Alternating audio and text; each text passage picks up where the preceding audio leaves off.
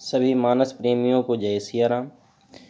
सिया राम मैं सब जग जानी, करो प्रणाम जोरी जुग पानी। सभी को सीताराम स्वरूप में प्रणाम स्वीकार हो।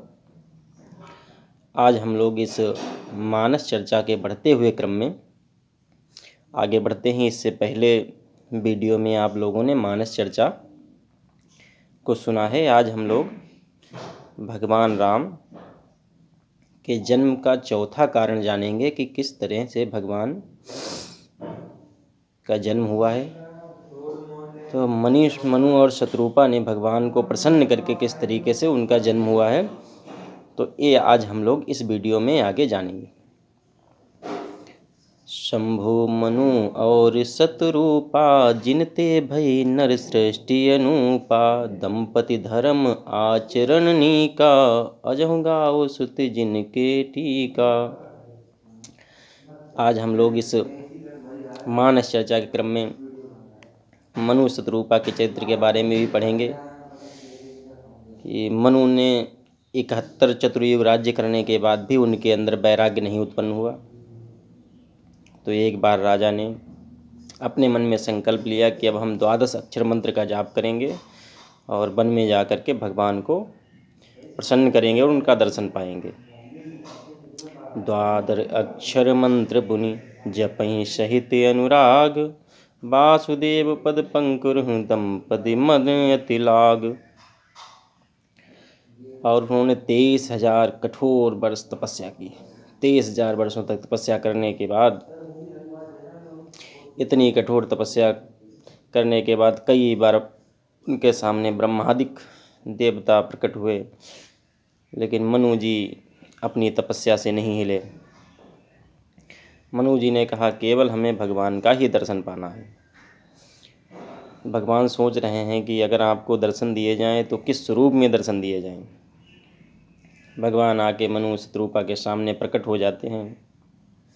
तपस्या करते करते मनु शत्रुपा का शरीर बिल्कुल जर्जर हो गया है।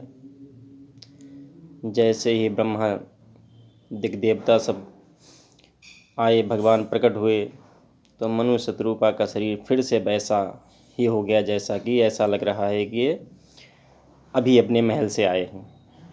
हष्ट पुष्ट तन भये सुहाए, मानहु अबहि भवन ते आए। भगवान मनु से कह रहे हैं कि आखिर हम आपको किस स्वरूप में दर्शन दें, क्योंकि आप तो हमारी आराधना इस तरह कर रहे हैं कि हमारा कोई स्वरूप तो आप बता ही नहीं रहे हैं किस स्वरूप में हम प्रकट हो जाएं। मनु जी कहते हैं कि चाहो तुम्हें समान सुत, यह बरु मांगे देव। हम आपके समान ही पुत्र मांगना चाहते हैं, यह वरदान हमें दीजिए। भगवान कहते हैं ठीक है, हमारे समान तो दुनिया में कोई दूसरा नहीं है, लेकिन जब हमारा जन्म होगा हम आएंगे तो अपने जैसा पुत्र यानी अपने जैसे ही भरत जी को लेकर आएंगे। मनु जी प्रसन्न हो गए। भगवान ने शत्रुपा से कहा आपको भी कोई वरदान मांगना है। शत्रुपा ने कहा जैसा वरदान राजा ने मांगा है वही वरदान हमारे लिए ठीक है। जो वरनाथ चतुर नृप मांगा, सो कृपाल मही अति प्रिय लागा। शत्रुपा ने कहा जो वरदान राजा ने मांगा है वही हमारे लिए भी प्रिय है। भगवान ने कहा कोई दूसरा वरदान। शत्रुपा ने कहा हमें एक वरदान और दीजिए कि जब भी आपका जन्म हो, आपका दर्शन हो, तो हम ये ना भूलें कि आप हमारे पुत्र हो। हम आपको पुत्र के रूप में ही दर्शन आपका पाना चाहते हैं। प्रभु ने कहा ठीक है। और इस तरह भगवान के जन्म का ये चौथा कारण रहा।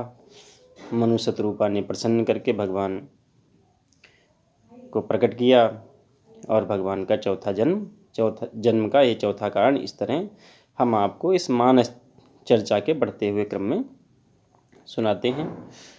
आज के इस मानस चर्चा के बढ़ते हुए क्रम में इतना ही। आगे फिर मिलेंगे। जय सिया राम।